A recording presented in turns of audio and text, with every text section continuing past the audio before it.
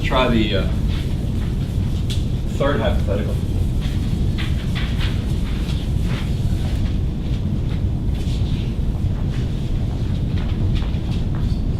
Chris, would you mind on the third hypothetical reading out?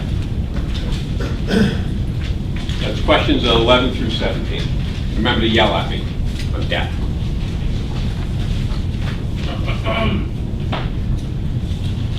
Company's 6 vehicles, hatchback, limousine, Wait, hatchback?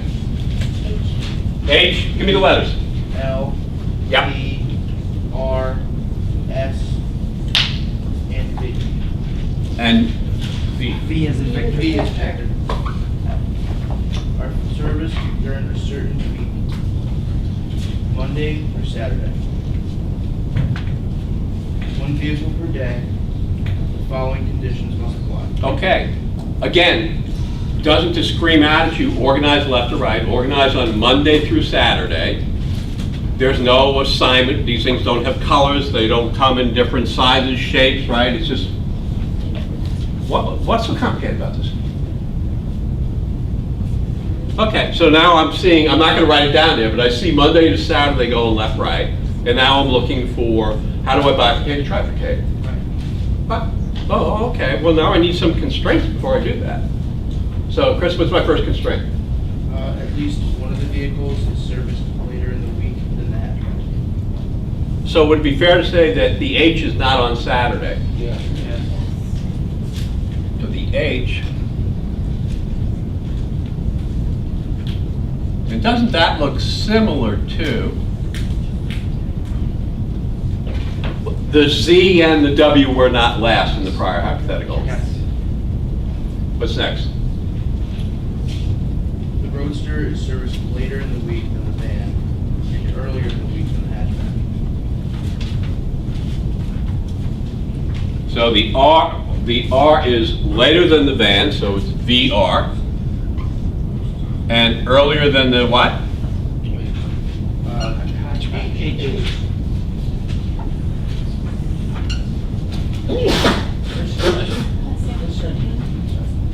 And remember, as you do this, your mind, your derivatives, right? Your mind is active. Your mind is fucking active, right? Right? You're looking at this, you want to be lawyers, right? You can get paid for having an active mind. You look at this.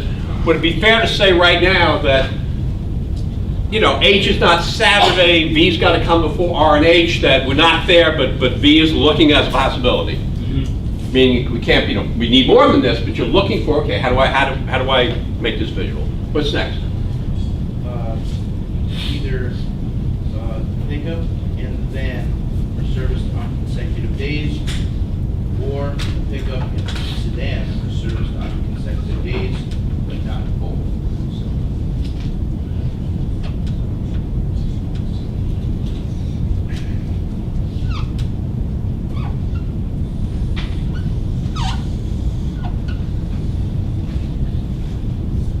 So the pickup is common to both constraints, and therefore the pickup is now restricted.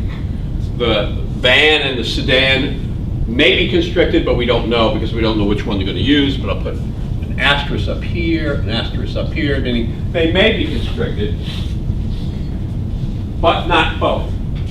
Okay, so we're not going to have P in the middle. You know, we're not going to have SVP, you're not going to have VPS. Once you have one, you don't have the other. Okay, what's next? The sedan is serviced earlier in the week than the pickup. Yes, sedan is earlier than the pickup. Or Yep. earlier in the week than the limousine, but not both. What a surprise. How screwed were you on this test if you were not fluent in this constraint? Isn't this exact same constraint that appeared in the prior hypothetical? Yes. So if you had been unfamiliar with this constraint, you would have just got punched in the stomach twice. And you should be. There's no excuse to be unfamiliar with it. There's nothing that appears on that test for the first time. Nothing. Zip. You're just too fucking lazy. Or you're not motivated enough. Knock yourself out. But do it somewhere else. So, you can't have both, right? So if I have SP, don't I have to have LSP? That's a trap. Everybody agree? You have to.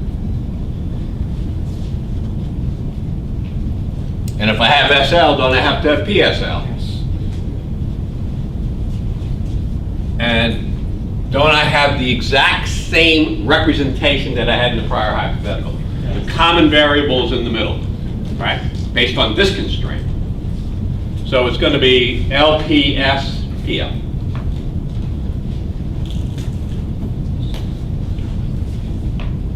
But you have to be mindful of the pickup in the van. Easy does it, David, easy does it. One step at a time.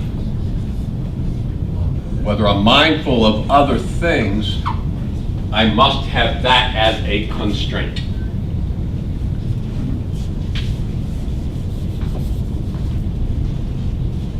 So that's LP and S. Everything is constrained, and that was that the last hypothetical? That's the last constraint. Yeah, that's it. Okay.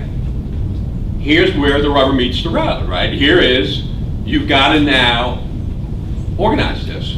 All right. So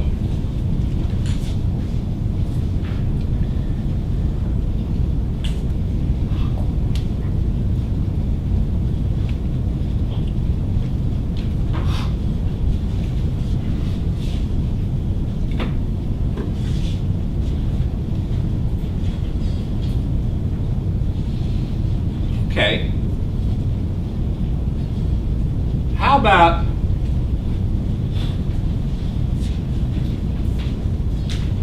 the letter H? Remember, what you're trying to do, right, is see, can you get 3 universes, right? And I would start, and most of us, I think, look from left to right. I think most of us start, we look left, right? We say, well, if I look at the V, right? And the problem with the V is all you know is that it's first, second, what, no, it's Monday, because that can't be Saturday, right? So that's Friday, Thursday. So the V will get you Monday, Tuesday, Wednesday. Yes? Yes. So you can trifurcate on the V. The H cannot be Monday, cannot be Tuesday, and cannot be Saturday. So the H is Wednesday, Thursday, Friday. It doesn't matter which one you pick. You get that that's what your mind has to do. Okay? It doesn't matter. I'm going to go with the H because that's the way my mind first took me. Do you get? It doesn't matter. There's no one way here. It's organization. But wouldn't it be helpful if you took the test saying my conscious objective is to visualize this information by using either trifurcation or bifurcation? Yes. So, 1, 2, 3, 4, 5, 6.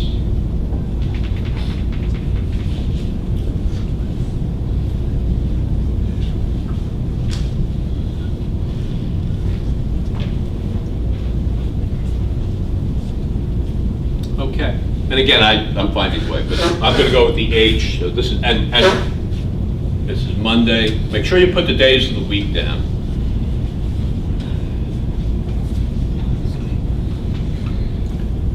Okay. So H is either Wednesday, Thursday, or Friday. And again, you can answer that first question, right? If you just stop here and you want to answer the orientation question, that's fine. Just get that out of the way, right?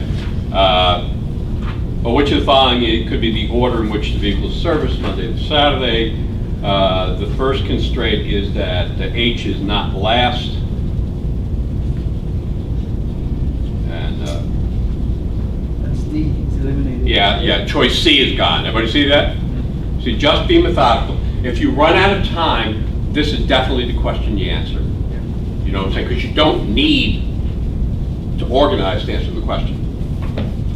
So C would be gone. Then, you know, it comes out next constraint. You got this VRH thing going on, and that's violated the choice A. Everybody agree? Yes. H comes before. Okay. The third one is you have to have either PV or PS. And you don't have that in choice D. Is that correct? Talk to me. Good, okay. So that's gone. So now you're down to B and E. And the last constraint is you got that LP, SPL thing going on. And that is violated in choice E. So, right? I have a question, you know, when you notate all the constraints, right?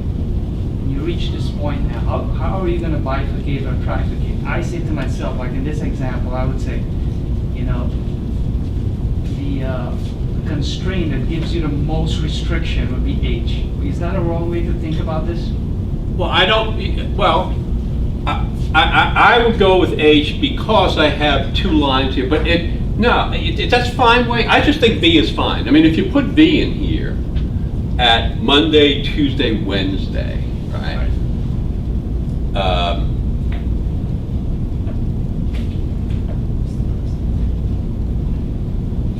You know, then you're going to get information about H cannot be Saturday, you know, so that would actually tell you that H has got to be one of 2 days, not one of, I picked H because this has 2 lines under it, which means I have 2 pieces of information, whereas V, I only have 1 piece and then a hypothetical piece. So then generally that is how I would do it. But you can't overthink it. You know, you got to get there, you've got to be prepared, there's got to be second nature to you. So now that's out of the way. Now you look up here and you say, okay, now you start to fill this in, right? Hypothetical by hypothetical. In the first hypothetical, everybody see that V and R going on Monday and Tuesday. And does everybody see, just step by step, that this has to be VR? Yeah. This has to be VR. Yeah. And we may get more precise as we move on, but the goal is to represent that stuff, right? So it's visual, because we're visual. Okay.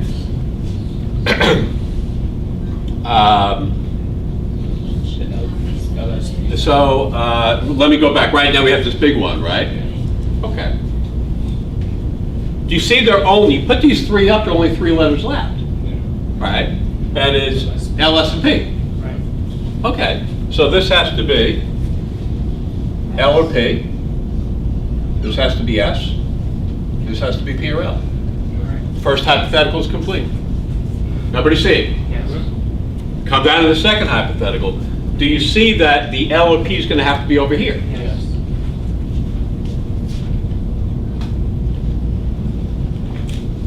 This has to be S. This has to be L or P. All right?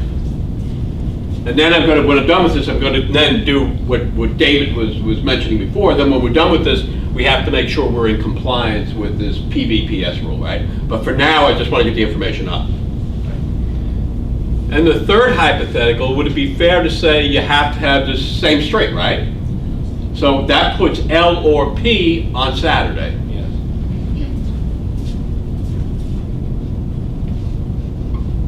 And would create the string here of PLS.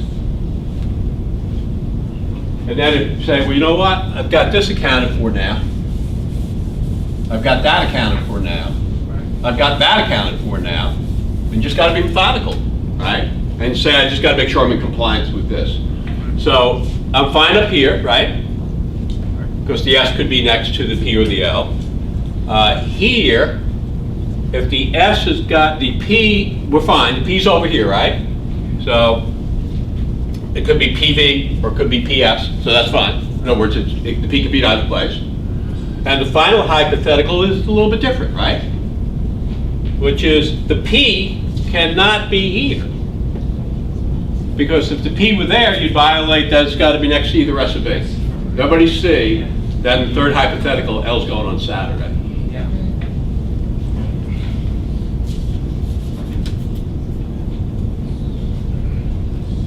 And so this becomes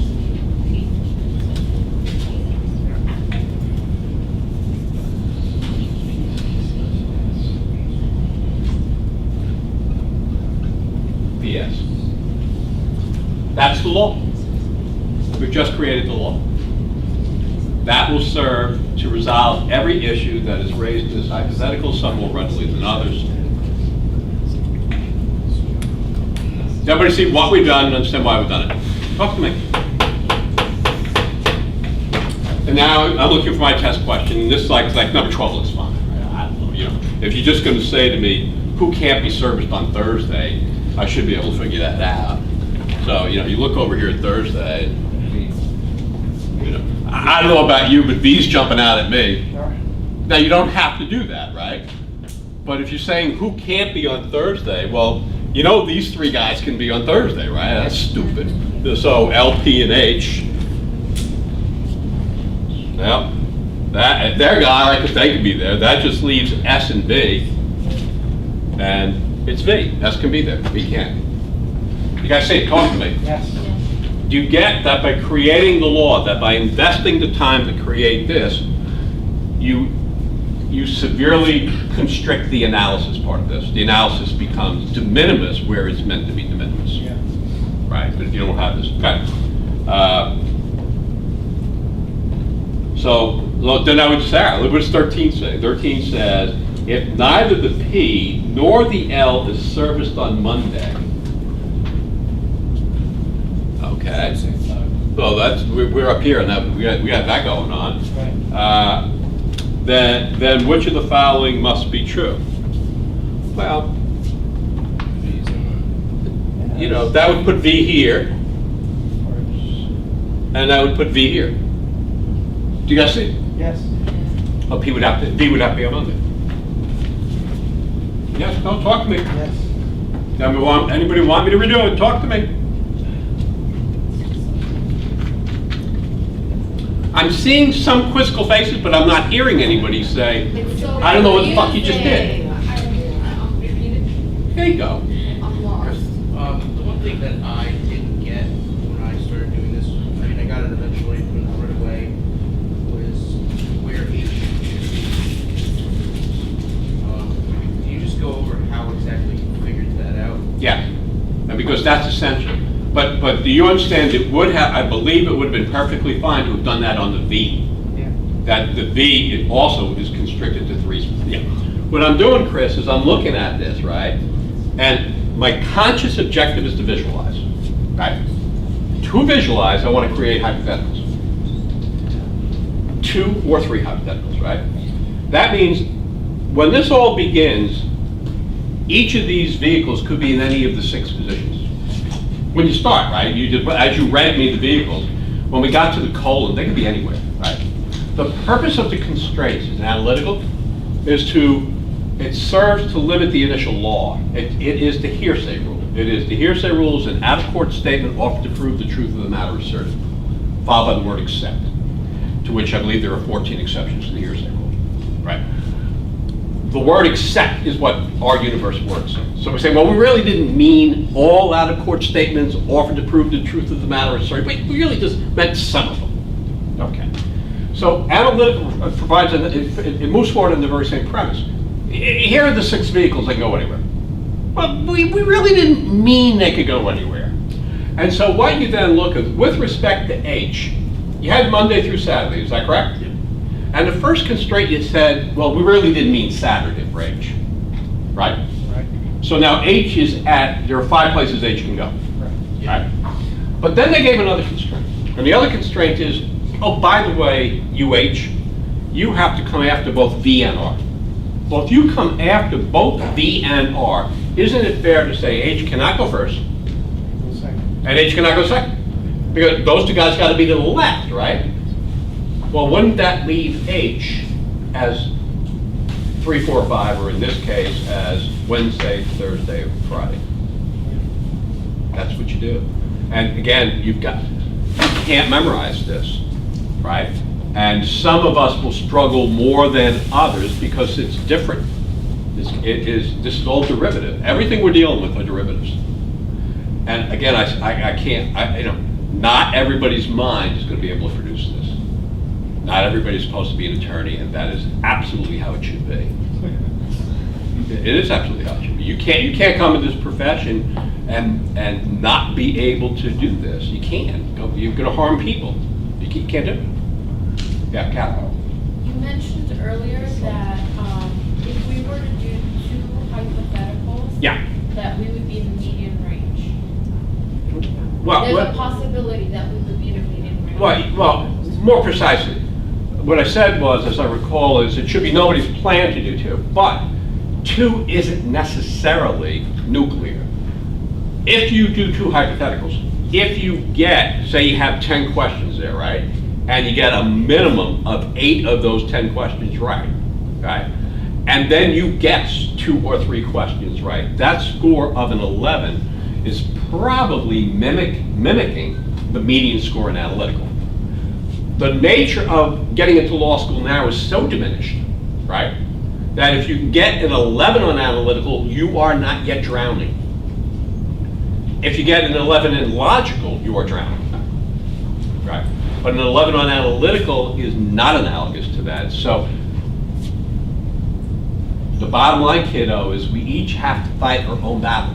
You with me? Yeah. You got to go in there and say, realistically, I've got to understand, I've got to become aware of what I can know. I'm not going to know what I can't know, right? But I've got to come aware of the limits of what I can know. And play in that full field, yeah. So say we do get 11 on the analytical, what would you think would be a good score to get on the logical reasoning? Well, Like when you say what- get a good score, I need objective, there's all sorts of stuff that goes around Like that. just a broad scope of what we should be aiming Well, for? that would depend on each person. If your goal was to just get into law school, right? Now it depends on your GPA, right? But if your goal is just to get in and your GPA is not mine, right? So you're somewhere above a 2.68, but you have a 3 something, right? Then the way this year is developing and the way last year did develop, and I imagine the way next year will continue to develop, is if you score a 147, 148 on this test, you're going to go to law school. Now, it's not my position that you should, but the reality of it is you will, right? So you say, well, what do I have to do to get a 147 or a 148? Well, in this test, you would need to have gotten a 51. It's diseased. It's absolutely diseased that you can go to law school with a 51. It's just diseased. But it is. Which doesn't mean you're not going to do wonderfully well in law school when you get there, but it's diseased. It means there are people getting into law school, being admitted to law school, who truly do not have the capacity to reason this way, and that's dangerous. But to get a 51, Catherine, you come out with an 11, you're almost at the 50th percentile. You know what I'm saying? Because there'll be 23 questions, so you'll be 11 out of 23. Like, you know, so then get a couple of 15s in logical, get a 15 in reading comp, and you've got probably what you need. Well, let me just go back over, because I think we lost some folks at number 12, right? And number 12 is, they just want to know who can be on Thursday, right? So, does everybody see you would throw LP and H out immediately, right? Yes. I mean, okay, and then say, all right, so it's either S or V, right? And then I come down to this hypothetical, and S can be there, just put S right there. Yes. But V, how in God's name does V get to be on Thursday when R's got to come after him?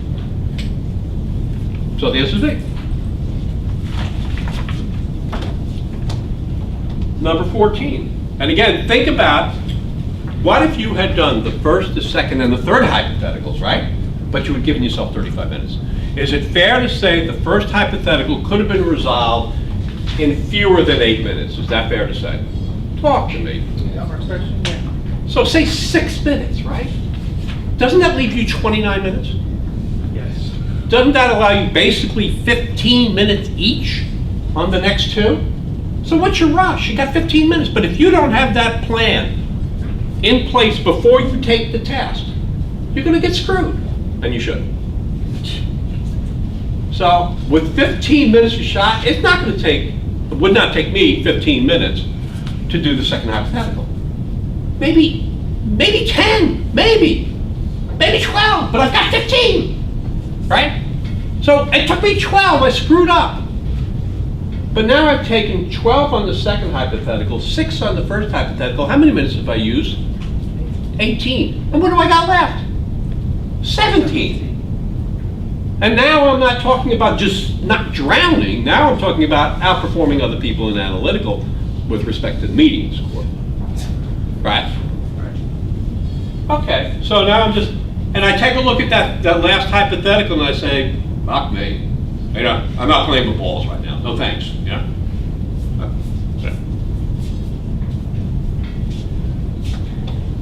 Number 14, if the limousine is not serviced on Saturday, then each of the following could be true except, it must be false. So they say to me, the limousine is not serviced on Saturday. So didn't they send me here and here? Yeah. Didn't they tell me the P is serviced on Saturday? Okay.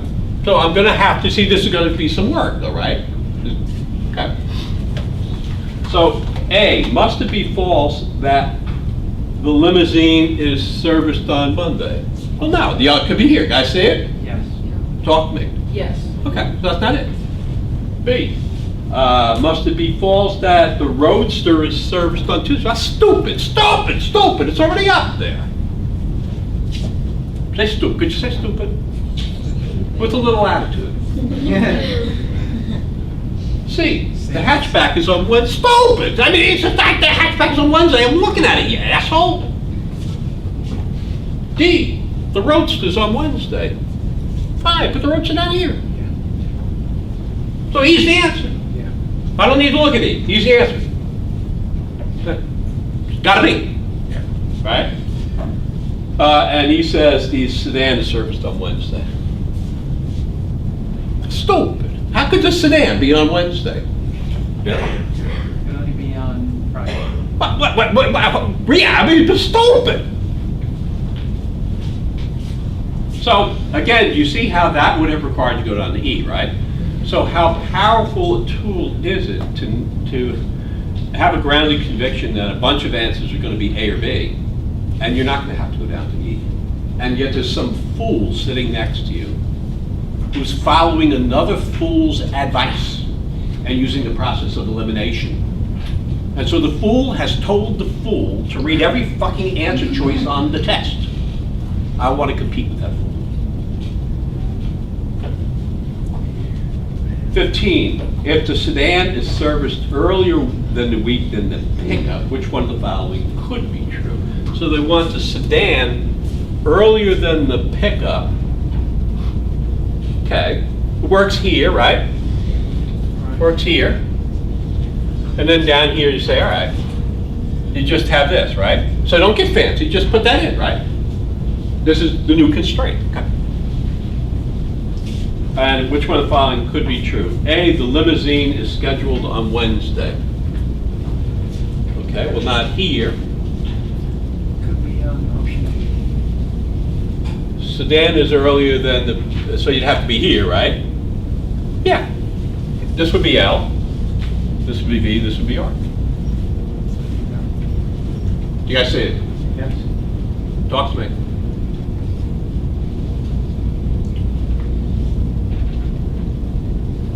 Shammy, you see it? Yeah. Leah? You saying yes to the LSAT? Is the LSAT your friend?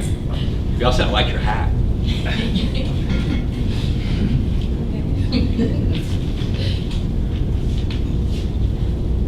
I think that was, you know, again, I think that's going to hit a higher fail rate, but do you guys see it? Okay.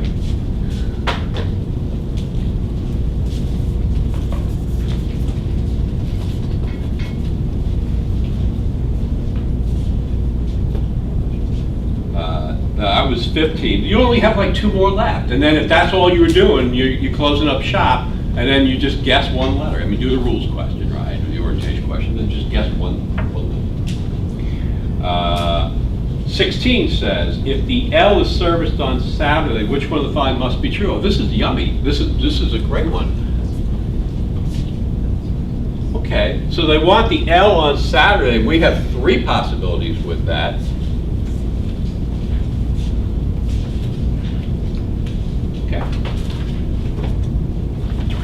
first one is, the P's gotta be earlier than the R. Everybody see that's not the case? Okay, you just gotta show one universe, right? Second is, the P is earlier than the S. Yeah, it's gotta be true there, right? You just told me that's the limousine, right? So the P's gotta be earlier than the S. And you just told me P here, well, the P's already earlier than the S, that's the answer. But do you see they're testing your ability to organize and manage? You get the big picture. So that's it. I'm not looking at C. I'm not looking at D. You know. And the final one here is, which one of the following could be the list of vehicles serviced on Tuesday, Wednesday, and Friday? How careful do you have to be not to read that to say Tuesday, Wednesday, and Thursday? That's what they're doing. When you draft an indictment, you will understand the power of the word and the power of the word or as you've never understood it in your life. You mix those up, you are screwed. Okay, so now I'm just looking forward. Can you guys go on Tuesday, Wednesday, Friday? Okay. And A says, could we have P, H, and L? Tuesday, P, H, and L. Yes, you can't have L on Friday, so we get that. Right? Yes. Okay. B, P, R, and H. So they're directing me down here, right? Yes. And that's fine. That's the answer. You guys see it? Yes. Yes.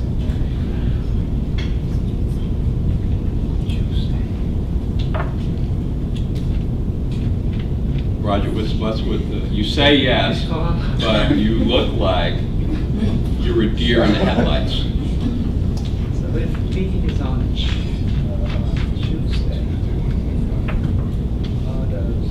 Would you like, you got it? You want me to explain it again?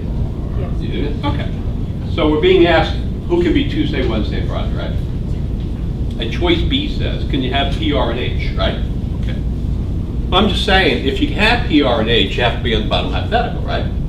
So if I do this longhand, I say, well, the H is fine down there, right? right? If I put the P, they want Tuesday, they want Wednesday, and they want Friday, right?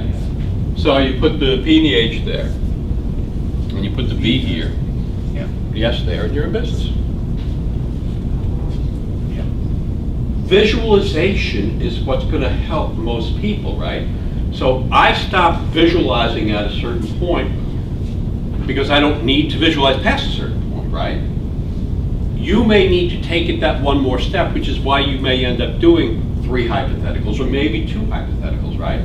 Because you need to visualize to a greater degree than I do. I'm a pretty visual person.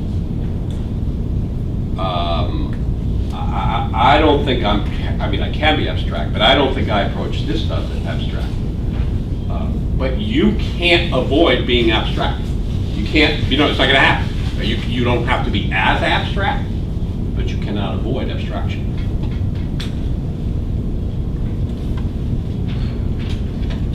So would it be fair to say if you went in with a plan just to do the 3 hypotheticals, would it be fair to say that would be a handful for many people even with 35 minutes? Talk to me. So it's humility, not hubris.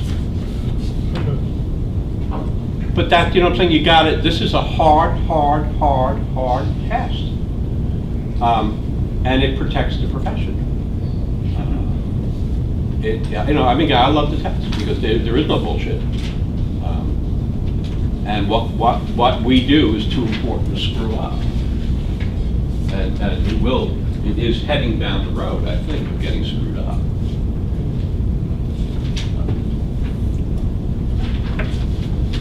I'm the canary in the coal mine. Okay. Yes, we're good with this?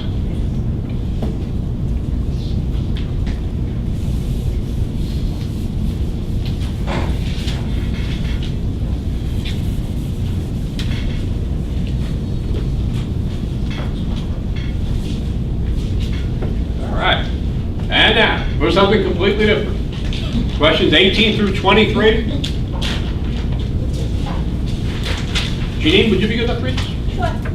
The street entertainer has 6 boxes stacked one on top of the other and numbered consecutively 1 through 6, from the lowest box up to the highest. Each box contains a single ball, and each ball is one of 3 colors, green, red, or white. Onlookers are to guess the color of each ball in each box, given that the following conditions hold. Okay, so I would stop there.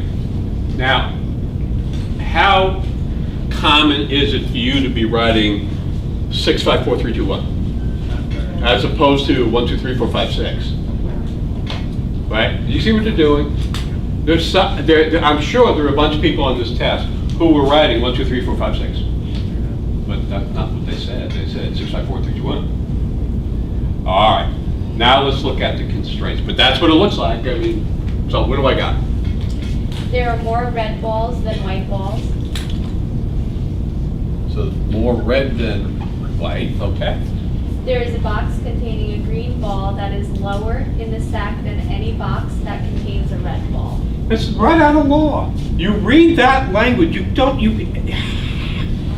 that's statutory construction. That is the type of language that is going to trip up someone who's not reading carefully. So I need you to read it one more time so I don't screw up. There is a box containing a green ball that is lower in the stack than any box that contains a red ball. Okay, so they reference a green ball. Has to be below all red balls. Right. So you gotta stop. You're dead if you're in a rush. And you're dead if you compromise your analysis, like in the third hypothetical, to rush into this. So that sounds as though they're saying that I have to see all red, beneath which there's going to be at least 1 green. So I'd say there's got to be 1 green. But in my mind, that doesn't preclude there being green balls above the red balls, Right.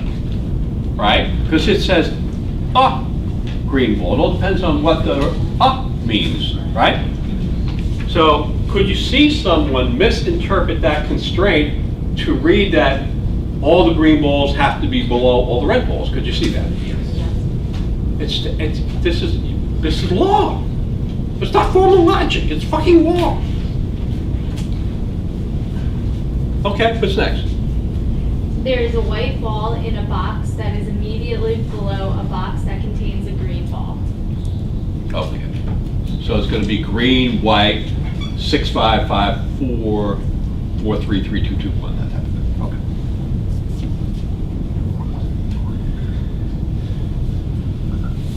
Green. Let's make that larger. Now.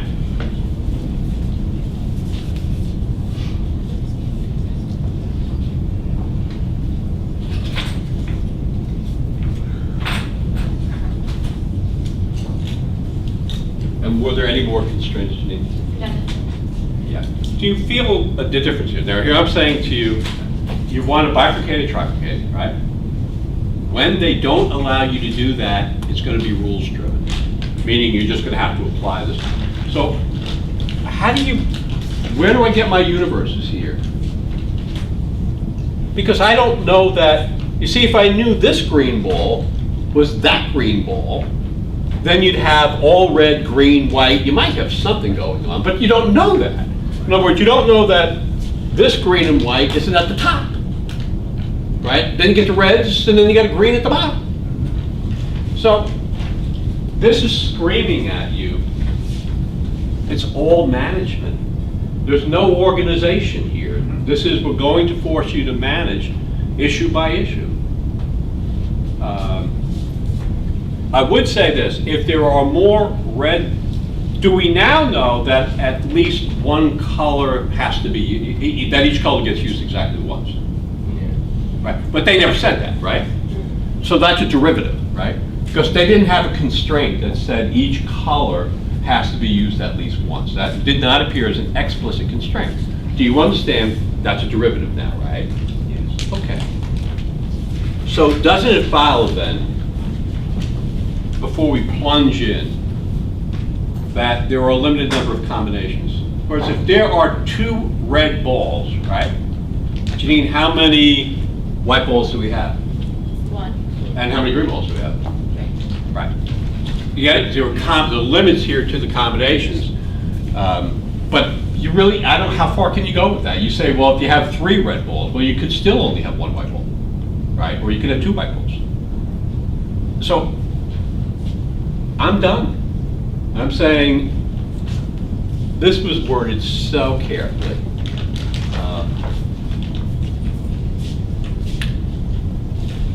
Let's see what happens. But now I'm saying to you, this is when I talk about a rules-driven hypothetical, this is what I'm saying, right? You can't. If you guys see some way to organize this, let me know. I don't. And that's fine. So let's try the question. Janine, what's that first question? If there are exactly 2 white balls, then which one of the following boxes could contain a green ball? Okay. So if there are exactly 2 white, that'd be 3 red?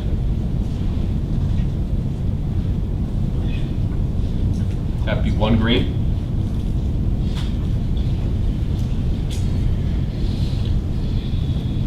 Okay. That 1 green would have to have a white underneath it, wouldn't it? Yes.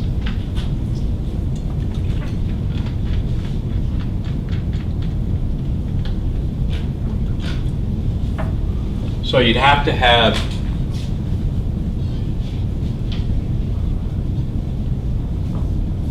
green, white. And now you're left with 3 red balls and 1 white ball.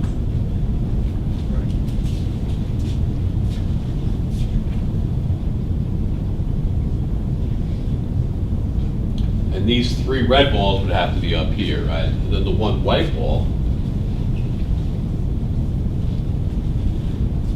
could be anywhere. But I mean, do you see what you have? This is just off the reservation now. This is all conceptual. So then it says, which one of the following is the boxes that could contain a green ball? Does everybody see the green ball can't be 1? And that the green ball can't be 6, 5, or 4? Because you got to have the 3 red balls above it. Talk to me. Yes. So that would allow the green ball to be either in the 2nd or the 3rd box. Is that correct? Correct. And how many of those choices appear? 1. That's the answer. You get this as conceptual. This is one where if you see it, right? If you see this one, I think you're going to do very, very well in that one. Because there's no way to organize it. Okay, let's try number 19. Gina, if you don't mind, I'll just put you through Yeah, sure. all the questions. If there are green balls in boxes 5 and 6, then which of the following could be true? So we want green balls in 5 and 6. And again, you have to make that next deduction, right? Which is, W is 4. well, you start with, you're going to need at least 2 reds and a white, right? Everybody agree? Cool.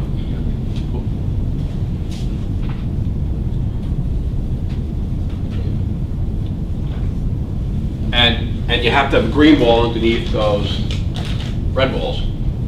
Yes? Because you got to be compliant. You got to be. I'm sorry. You have to. White. Yeah. You got to have the green, right? What? And then you have to have the white underneath that green because there's no more room.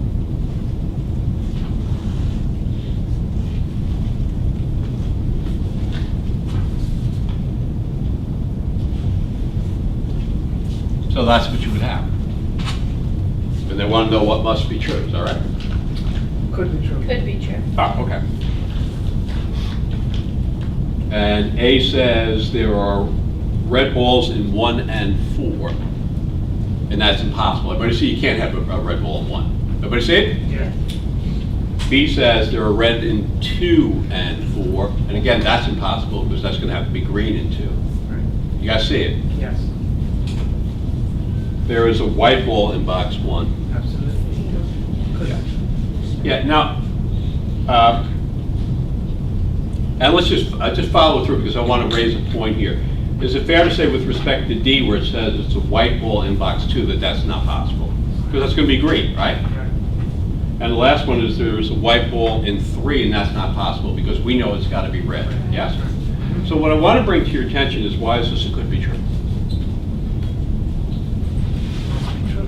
Isn't this a statement that must be true? Yes. And yet they phrase it as something that could be true.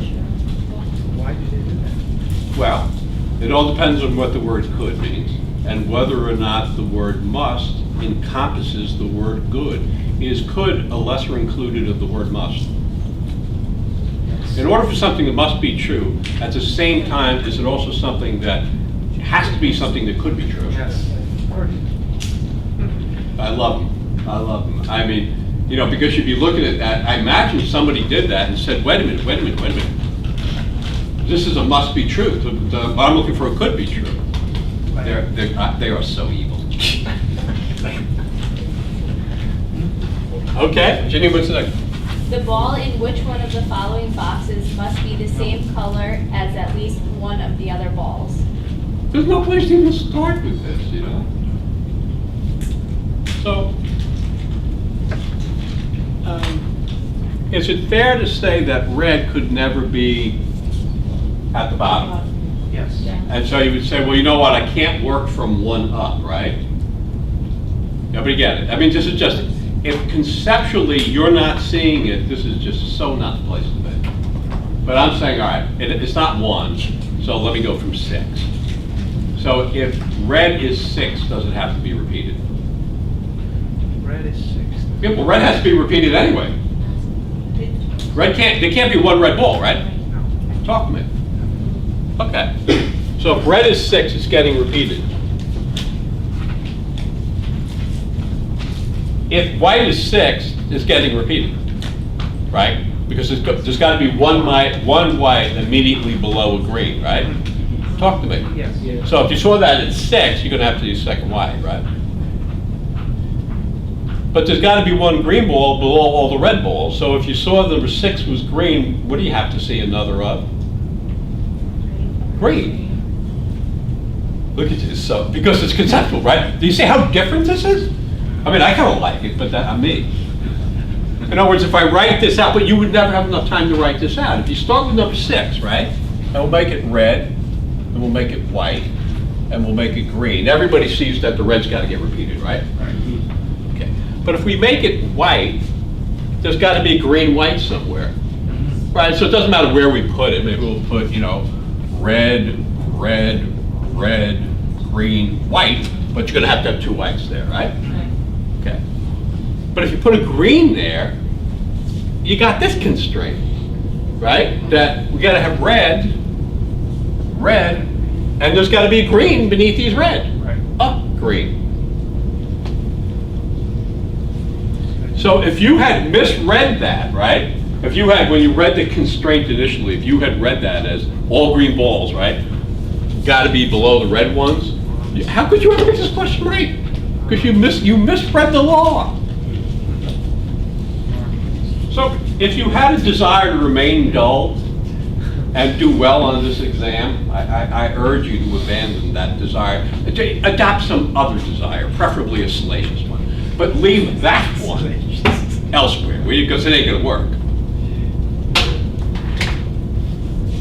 Say yes to, take this home tonight and inflict it on other people. There's got to be somebody you're really frustrated with, you know, who's got a really big ego. And you say, I just had this dopey question about balls. Not yours, mind you, but just balls generally. I do it all the You know? time. Just, you know.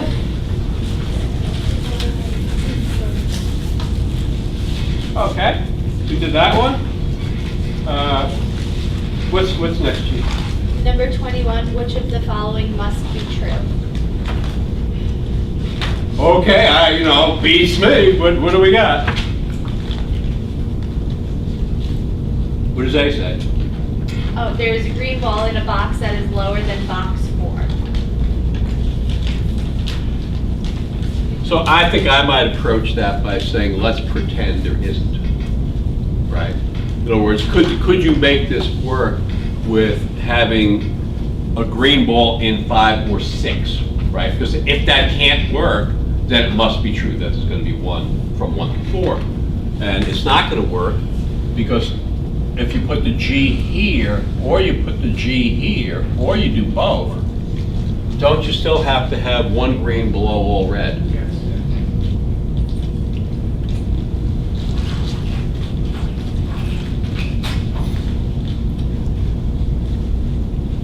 So that can't be, meaning there's got to be a green ball in either 4, 3, 2, or 1. No, question 18 makes question 21 correct. I'm sorry? Question 18, we realized that box 3 can have a green one. Yeah, it's different though, Roger. That says, first of all, it gives you additional information. It says if we have 2 white balls. And then it says Okay. what could be true. This isn't saying could be true, this is saying must be true. Correct.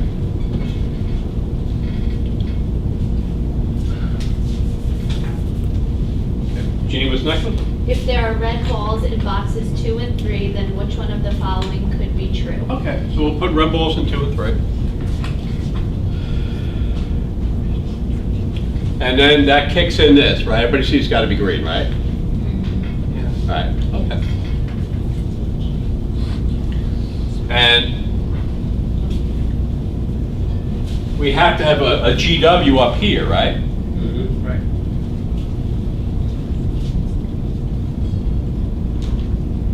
Okay. And then the only thing that can't accompany that GW is another W. I mean, remember, you have to have more red than white, right?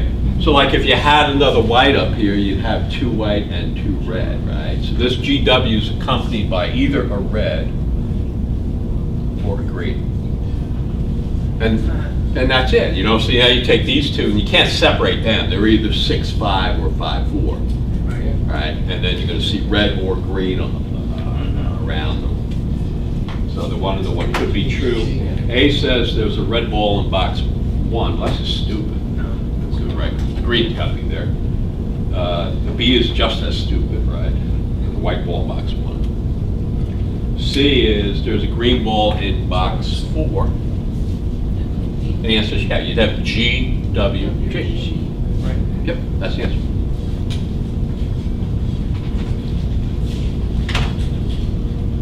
Number 23, I'm going to start. Yeah. Oh yeah. Thanks, Jeannie. Yeah. If boxes 2, 3, and 4 all contain balls that are the same color as each other, then which of the following must be true? Okay. So again, before you hop in there, is it fair to say if 2, 3, and 4 are the same, they can't be white? Yes. All right. Yes. But do you get the entire test? Am I missing something, or do you guys get this sense that this is all about derivatives? It's about having more subtle minds and being more aware of how the mind functions. And it takes time, right? And you look at that and saying, I don't know, right? They could be red, they could be green. All right, so you know what? Let me write in the red, let me write in the green, and see where we go with it. So 2, 3, and 4? Yes.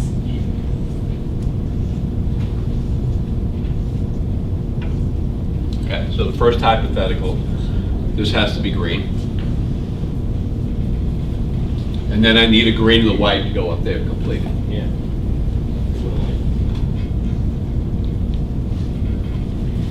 With 3 greens, it means I need 2 red, right? And 1 white. And the red are gonna have to be then at 6 and 5. And the white's gonna have to be here. Okay. And then they wanna know what must be true. A says 2 of the boxes have a green ball. So that doesn't have to be true. 3 of the boxes have a green ball. That could be true, but it doesn't have to be true. Would you agree? Yes. 3 of the boxes, red ball is the same, right? Could be true, doesn't have to be true. 2 of the boxes, exactly one of the boxes contains a white ball. Bada bing, bada boom. That was exams 63. That's what you're up against. You with me? You're not going to get a pass to go to law school. You're going to have to get your arms around this puppy to some degree. Okay. Did that help? Talk to me. You've been very quiet today, and I'm concerned. John, why is this quiet? Spring, yeah, that's the first day I actually felt like coming out of the car. I could almost feel beach, you know, not quiet, but so. Okay, why don't we take, get up, stretch. We'll move on.